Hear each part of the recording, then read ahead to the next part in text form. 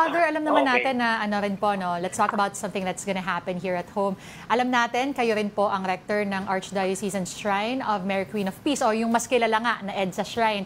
Ano naman po yung mga activities na naka-line up para bukas, February 25, as it will be the 39th anniversary of the People Power Revolt?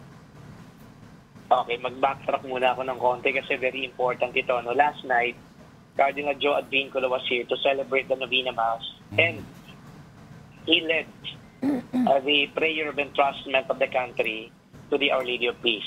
And I think that's very significant. Daming tao dito sa EDSA Shrine ginawa namin na i-entrust ang ating bansa at saka mga Pilipino sa pamamatnubay ng Reyna ng Kapayapaan, who is the patroness of the EDSA Shrine. Bukas naman, we shall be having masses. We have 5 masses. Yung 10 a.m. mass, dadaluhan ito ng ilang kawani ng Human Rights Commission.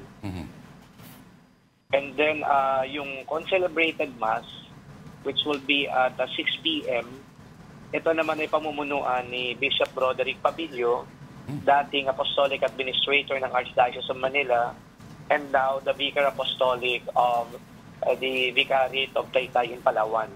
So basically, bukas ang aming magiging celebration ay spiritual, liturgical, away from the political. Because you know what, I'd like to emphasize that the EDSA Shrine is not here to engage in politics. EDSA Shrine is here to use the faith to evangelize politics. Kaya bukas ang emphasis namin, liturgical, sacramental, spiritual. Father, meron bang mga dumadating-dating pa dyan, mga pangilan-ngilan ng mga vloggers noon na... You know, every Friday, andi dito yung mga yan. Ito yung mga DTS vloggers. Pero nung sila ay finally pinaalis namin, nung lumagsa sila dito last November, ay halos wala na. Yung mga subsequent Fridays, hindi ko na sila nakikita dito eh. Saka, hindi ko naman in-employ. Ni-request ko na rin yung presence ng PNP to secure the shrine also. But I'm going to set this straight, ano? Ang EDSA Shrine naman, kapag nag-communicate sila, nag-coordinate sila, at maayos naman ang kanilang mga gagawin, I give permission. Ang pagkakaiba lang, may mga grupo na katulad nung DDS group na basta-basta na lang pumunta dito. Sila yung nag-take ng initiative without coordinating with us, thinking that they own EDSA Shrine, which is very wrong. Ang EDSA Shrine, pag-aari yan ng Archdiocese of Manila. Maybe they're mistaken into thinking that yung EDSA Shrine ay kasama pa rin ng EDSA, yung highway, na public daw yan. Yung EDSA Shrine, hindi na public yan. Private yan, in a sense, na meron nagmamayari Archdiocese of Manila, but public when it comes to celebration of the sacraments and the liturgy.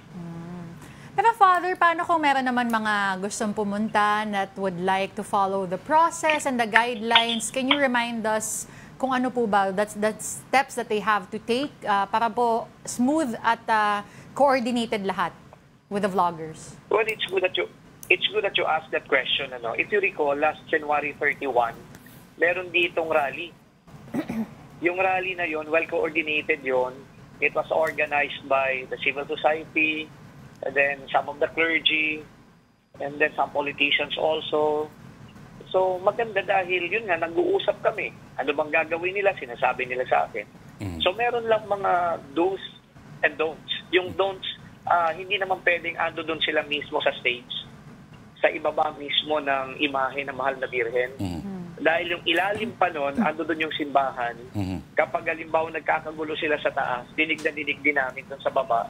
Altar na yun kung saan kami nagmimisa.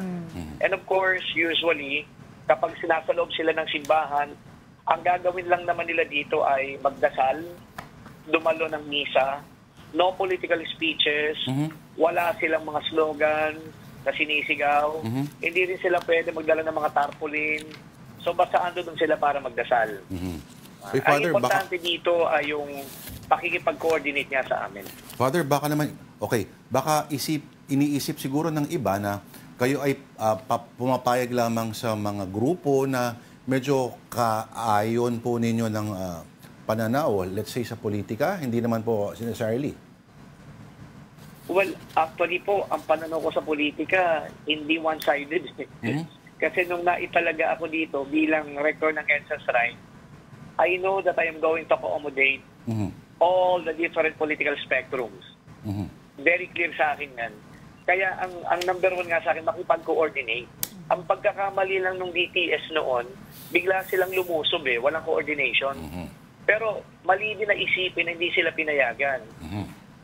In truth, andi dito sila for 5 days. Pinayagan namin sila kahit na medyo nababalahaw na kami dito. But it has to stop because yung aming mga schedule affected na rin. So kung halimbawa sasabihin nila na kasi yung pari dyan na may kinikilingan, wala po. Basta ang importante mag-usap tayo para maayos na may dadaos yung kanilang mga gawain. Yung iba pong mga grupo, andi dito sila, pero 1 day lang hindi nga 1 day, ilang oras lang. Kasi nga may pag-uusap kami, may coordination kami. Pero yung mga DDS vloggers na yon, entitled. So feeling nila kanila yung lugar, kaya pwede nilang gawin kahit na anong gawin nila. Sabi ko, it's a no-no. Medyo magpakita naman tayo ng respeto. So I think yun ang senaryo na dapat maintindihan ng publiko dito. Alright. Communication is key. Maraming salamat po sa inyong panahon. CBCB spokesperson at ang kapwa natin Tomasino, Tita Denise, Father Jerome Siciliano. Yun. Thank you, Father. Thank you, Father. Thank you then. Thank you.